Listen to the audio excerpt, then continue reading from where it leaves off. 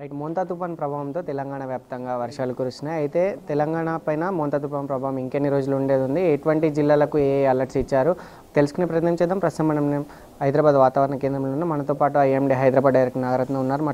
Madam, తెలంగాణపై మోంతా తుఫాన్ ప్రభావం ఏ విధంగా ఉండబోతుంది?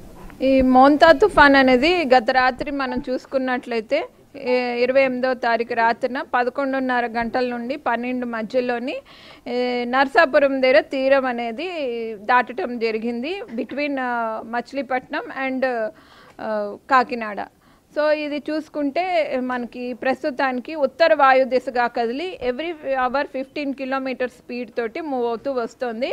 ఇది సుమారు 90 నుంచి 100 కిలోమీటర్ల దూరంలోని ఈ కాకినాడకు కానీ అట్లాగే నర్సాపురకు కానీ మచిలీపట్నానికి వాయు దిశగా కానీ పశ్చిమ దిశగా కానీ ఉన్నది, ప్రస్తుతం కేంద్రీకృతం అయి ఉన్నది.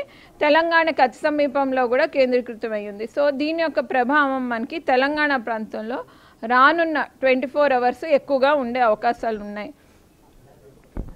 తెలంగాణ పైన తుఫాన్ ప్రభావం ఉంటుంది అంటున్నారు. సో ఏ జిల్లాలో వర్షపాతం ఎలా ఉండబోతుంది, ఎటువంటి అలర్ట్స్ ఇచ్చారు? ఈ తుఫాను మనకి రానున్న 6 to 12 అవర్స్కి బలహీనపడే అవకాశం ఉంది. తీవ్ర వాయుగుండంగా కానీ వాయుగుండంగా కూడా ఇది బలహీనపడే అవకాశం ఉంది. బలహీనపడినప్పటికీ విండ్ స్పీడ్స్ అవి తగ్గే అవకాశం ఉంది.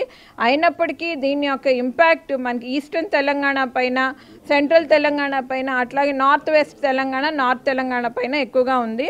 అయితే ఈ మ్యాప్ చూసుకున్నట్లయితే ఎస్టిమేటెడ్ రెయిన్ఫాల్ మ్యాప్స్ ఎక్కువగా కూడా మనకి రెయిన్ఫాల్ అనేది పీక్ చూసుకుంటే మహబూబాబాద్, వరంగల్, హన్మకొండ ఏరియాలోని heavy to very heavy, at times extremely heavy 1 or 2 places ఉండే ఛాన్సెస్ ఉన్నాయి.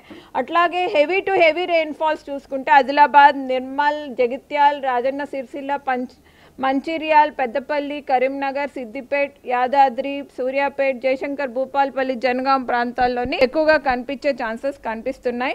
ఈ ఎల్లో ఏరియాస్ ఏవైతే ఉన్నాయో వాటిల్లో మనకి మోడరేట్ రెయిన్స్తో పాటుగా హెవీ రెయిన్ ఛాన్సెస్ ఎక్కువగా కనిపిస్తున్నాయి.